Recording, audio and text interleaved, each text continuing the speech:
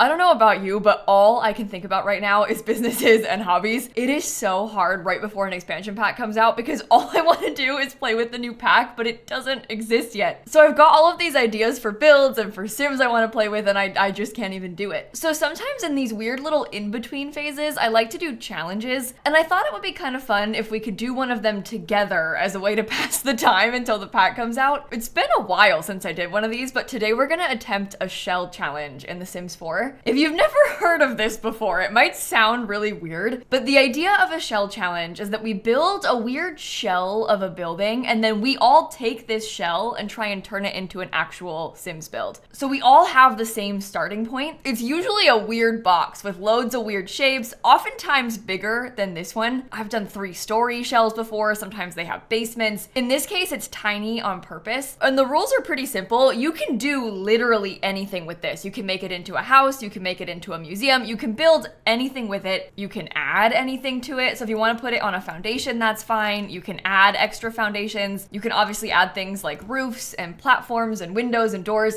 The only thing that you can't do is change the existing exterior walls. The whole point is that all of these walls have to stay the same. The challenge here is just trying to figure out how to lay out the floor plan and where you want to put everything, how you're going to decorate the exterior. I built this first on stream, so a lot of people have already done it, and it's really cool to see how different they all turn out, because every single one of these builds has the exact same base, but they've done completely different things with them. This person made a cool witchy cottage, somebody else made a boba and thrift store, we have a beach house, there's a vet care and training center. Like, they're all completely different. You would never know from looking at these that they're all the same box, and I just think that's so cool. So if you want to play too, you can go on my gallery and find this mouse shell challenge build, download this, and just turn it into whatever you want. There are almost no rules. You can make this however, wherever, whatever you want. You just can't change the existing exterior walls. And hopefully, because it's kind of small, it's not too intimidating. Okay, so with that explanation out of the way, I want to go back and show you what I built with the shell. My whole inspiration behind my attempt was literally just trying to build somewhere that I don't normally. So I just kind of stared at the list of all the Sims 4 worlds, and I was like, well, you know, I haven't built in Moonwood Mill in a while. And so here we are, building a werewolf-inspired house in Moonwood Mill. And I don't play with werewolves very often. I never build in this world. It was kind of fun to get to use this stuff because I don't normally do that. All of this furniture you're watching me place right now is filler furniture, by the way. I was just trying to see if it fit. I started out by trying to do the floor plan, and then I put some things down just to make sure that I could actually fit furniture in the way that I had laid it out. And then I deleted it, and we're gonna try and work on the roof and stuff. The roof is by far the most challenging part of this shell challenge, and I think the roof is the worst part of any shell challenge. It's kind of a backwards way of building, because normally when I make a box of a house, I kind of think about how the roof is gonna be as I'm making the shape of the building, but in this case,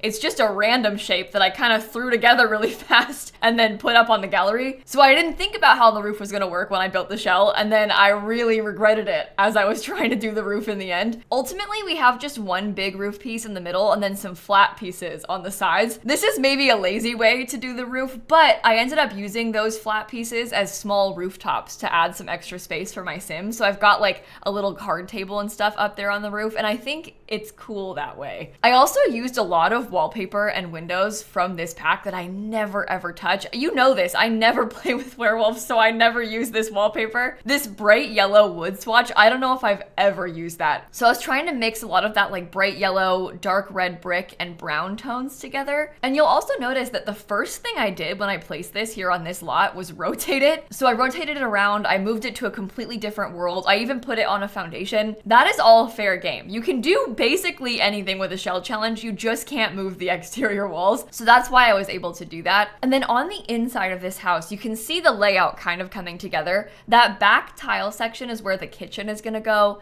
The front space by the front door is the living room. And then I've got 2 bedrooms and a bathroom in this house. By default, it's only 64 tiles, which is the middle tier tiny house, but you don't have to make it a tiny house if you attempt this shell challenge. The goal is not to limit you into anything. So You could make a house, but you could do a community lot. You could put extra tiles and have more patio space in the back. Like, you do whatever you want with this shell. It does not have to stay tiny. Mine ends up being, I think, 76 total in the end because I added some extra foundation pieces. And I don't normally have stories behind the Sims that live in these places, but I do have a story for this one. It's a brief story, but my thought was that maybe a werewolf college student lives here with their younger sibling. So there's 2 bedrooms, one for an adult and one for a child, but I wanted to spice it up a little bit. So they're siblings instead. It also is super run down on the outside, kind of on purpose. There's a lot of stuff like that from the werewolves pack, like this broken tile. We've got a lot of trash piles and debug. So I put a lot of trash piles around the exterior. I used a lot of eco lifestyle for that as well. So you'll see this is not a limited pack build. It's so bad. I use so many packs in here. I'm like a little bit embarrassed by it. It doesn't end up being that expensive though, because you would think with how much clutter I put that it would be pricey, but it's only like 31,000 simoleons. And that's kind of reasonable. That's not too bad. I've definitely been known to make way worse when I do stuff like this. And then the last disclaimer I should mention, because you're probably gonna ask, why is it called a mouse shell? When I built the shape, it looked kind of like Mickey Mouse. Not on purpose. Trust me, it is never on purpose. I hate that guy, so I would never have done that intentionally. But it just kind of is a box that looks like it has ears. It kind of looks like the Mickey Mouse logo. And it's a tiny shell, and like mice are tiny, so mouse shell. That is the reasoning behind it. I like to give our shell challenges sort of unique-ish names because I think it makes it easier to remember them and it's easier to find them. If I just called it like the Simsie February shell, like that's not fun or interesting. I've done a Simsie tiny shell before, so we had to spice it up a little bit more than that. I actually really love doing the interior of this because I got to use a lot of items that I don't normally go for as well. Like the werewolf's couch that looks kind of run down. I use a lot of the basement treasures kit too because it has a broken TV and a broken coffee table. I put a bunch of posters from werewolves and also from Lovestruck around the place because they're all pretty bright and colorful. So it's really dark with all of the brown accents inside, but I added a lot of brightness through the posters and different wall decor. If you've been around on my channel for a long time, I used to do this thing called Fixer Upper where I would like renovate houses like this that were kind of intentionally run down and like improve upon them. This one is so Fixer Upper core. The way that it looks with all of this stuff in here, this is like exactly what I would have done before. It's kind of fun because I used to do that before werewolves ever existed. We have so much more stuff now that would work well for Fixer Upper. It might be kind of fun someday to do it again, but this house is meant to look like this. I think it would be weird if it became clean. It wouldn't be as cute anymore. It would like lose all of its personality that way.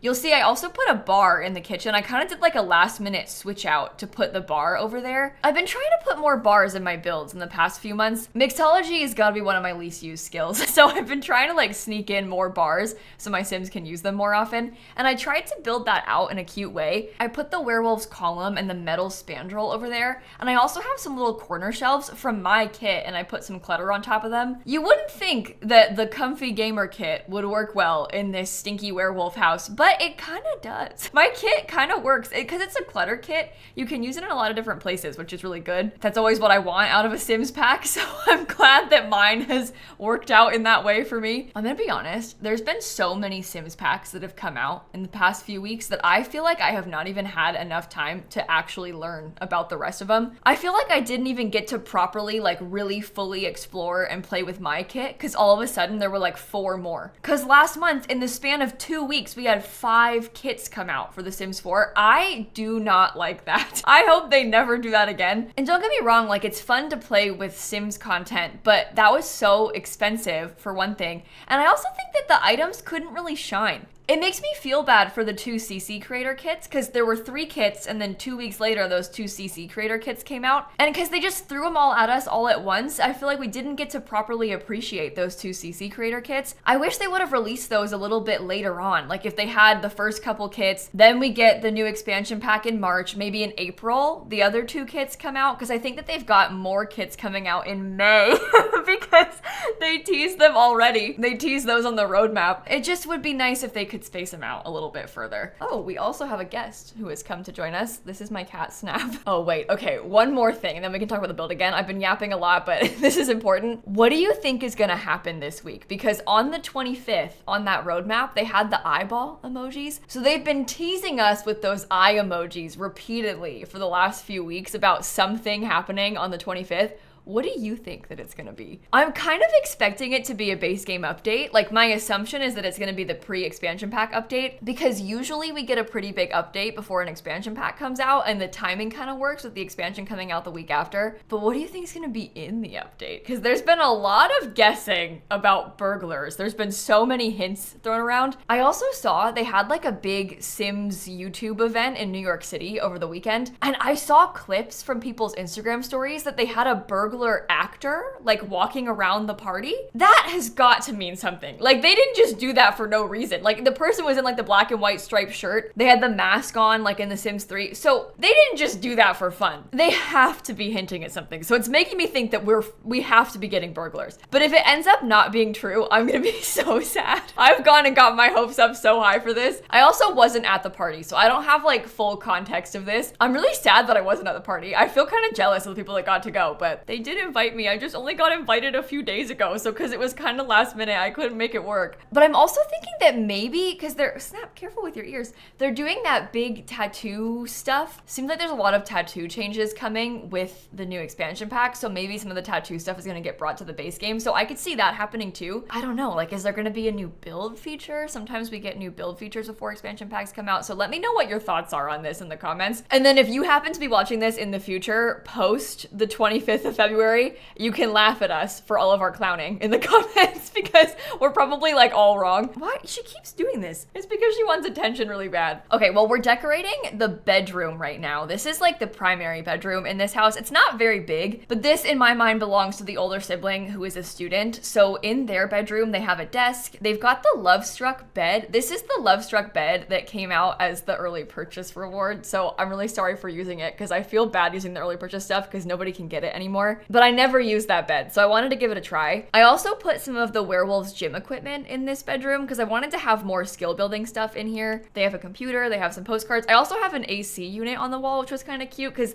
For Rent has a bunch of AC units like that, and some of the swatches are kind of run down, so I put the more run down version up there. And I'm using the Love Struck wallpaper that looks kind of torn apart because it matches the bed perfectly. I kind of love that pinky reddish color. I really, really like how it looks in here. And then for extra decor, I put like a lava lamp and some books and some plants. We have a ceiling fan in here. I used a lot of the industrial loft kit in this house as well. And then one of my favorite parts are these fairy lights that I put. I tried to size them down and use like different variants because I didn't want it to look so intentionally hung up. I kind of wanted it to look like somebody almost haphazardly hung up the fairy lights. So I used a couple different sizes of them, which I think maybe fits the vibes a little bit better. I'm so sorry about the cat. Hopefully it's fine. This cat, she is like the star of the channel. Sometimes I wonder if I should be like more professional about it, because like the real YouTubers, they don't have random cat heads just sticking up in their videos. And also half the time I don't even acknowledge it when she's here. And it's not that I like don't notice that she's there,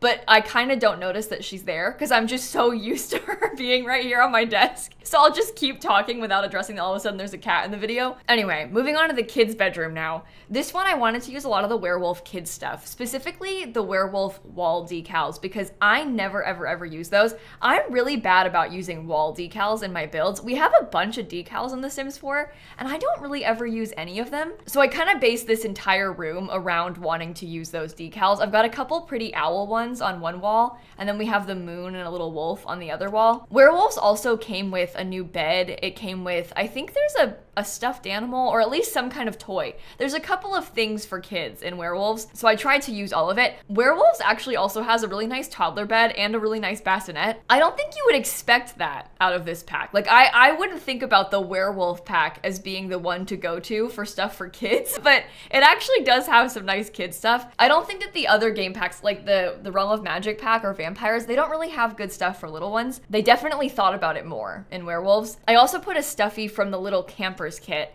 I've got some more decor like on top of the dresser from the Little Campers kit, and we have a science table. Because in my mind, I was thinking maybe the Sims like really into space because they have the moon, so they can have a science table. I put a telescope on this lot. They have a little rocket ship lamp next to their bed. I swear, like half of my kids in The Sims are obsessed with space just because there's so many space-related things in The Sims 4. So I end up using them and being like, yeah, this kid's really into space. But they're all really into space in my builds. Okay, and now we're taking a brief moment to go through and move a sim in here so that we can do a tiny bit of play testing, because I was a bit nervous that she couldn't get around in the house. So I did a lot of play testing with this. For example, in the bathroom, I was like, can she get past that pipe to get into the shower? The answer is yes. And then once I started working on those upper balconies, I wasn't sure if she could fit up there either. So I was doing some testing with the ladders. I don't normally play test actively in the middle of a build, but I also don't normally build houses that are this small that I'm like kind of worried about the vibes. Most things that I build in The Sims 4, I'm not too worried about the functionality of, but with tiny houses, I kind of feel like I need to have a sim there as I'm building, because sometimes you push the boundary a little bit too far in a tiny house and you need to check to make sure it works. Okay, we're moving on to the outside now though. So I'm putting a few things in, like a grill.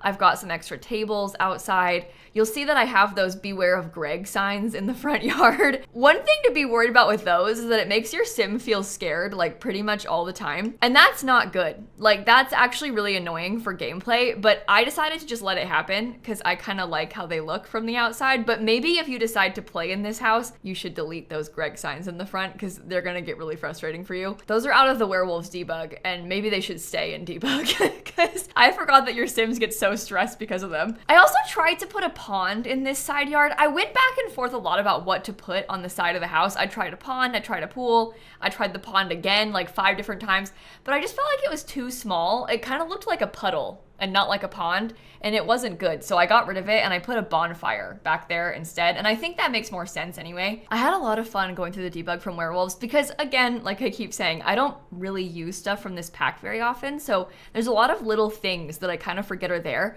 For example, I found a lot of trash that I'll probably not use very often, but really enjoyed placing outside, and I found some really nice debug plants that I think, even aside from trying to build a werewolf house, I think those debug plants will be really good for just regular builds. I'm using one of those big leafy bushes around quite a few parts of this lot, but there's another one that looks like that classic base game low-lying bush that I always use in every single build ever. There's one in Werewolves that's a little bit bigger and it has a brighter white flower instead of like a yellowy tone one like the base game one has. I'm gonna use that all over the place. That's gonna be like my new go-to low-lying plant, I think, when I do debug ones. And I forgot it was there. I'm sure that I've said that before in previous videos. Like, I guarantee when I reviewed Werewolves, I probably talked about that in the video, but I had forgotten it existed. Werewolves has been out for a while. I have relearned about some nice items. I also put that little tire plant from Cats and Dogs around a few parts of this lot. I never used that either. I put the recycling machine from Eco Lifestyle because it had that bright yellow color. This whole thing really was an exercise in stuff that I never pick up. Even the fire pit, that bonfire from Werewolves, I don't ever use that. We've got a handful of bonfires now in the game, but this one's kind of cool because it looks like you're burning furniture. So it kind of fit with the trash around the environment. And at this point, I'm literally just going through the entire list of debug items and just trying to find stuff that might work, like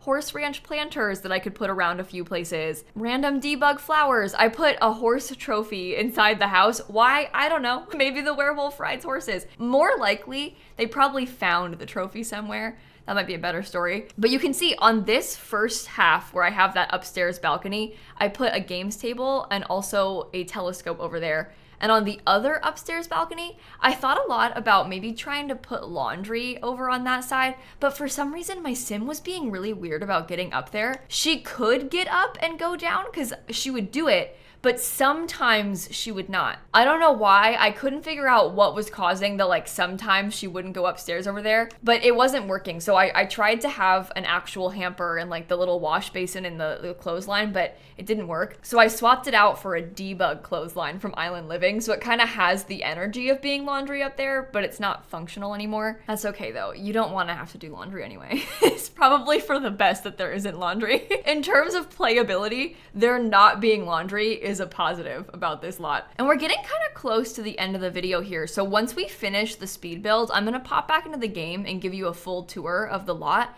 But for now, I think I should probably give you some updates because there's a lot going on this week with the pack coming out soon. Soon-ish, I'm gonna be able to start posting early access content with the new expansion pack. So if you are interested in seeing that, please make sure you're subscribed to my YouTube channel so you don't miss it when the first one comes out. And I'm also that same day gonna be able to start live streaming with the pack. So you might wanna follow me on Twitch now and turn on notifications for my streams because I'll say in it hey, playing early access today. I don't think I'm allowed to say the exact day that I can start posting that stuff, but but trust, it's soon because the pack comes out in less than 2 weeks. I'm gonna start with my full review of the pack on the first day, and then we'll kind of get into gameplay and everything like how we normally do. Hold on.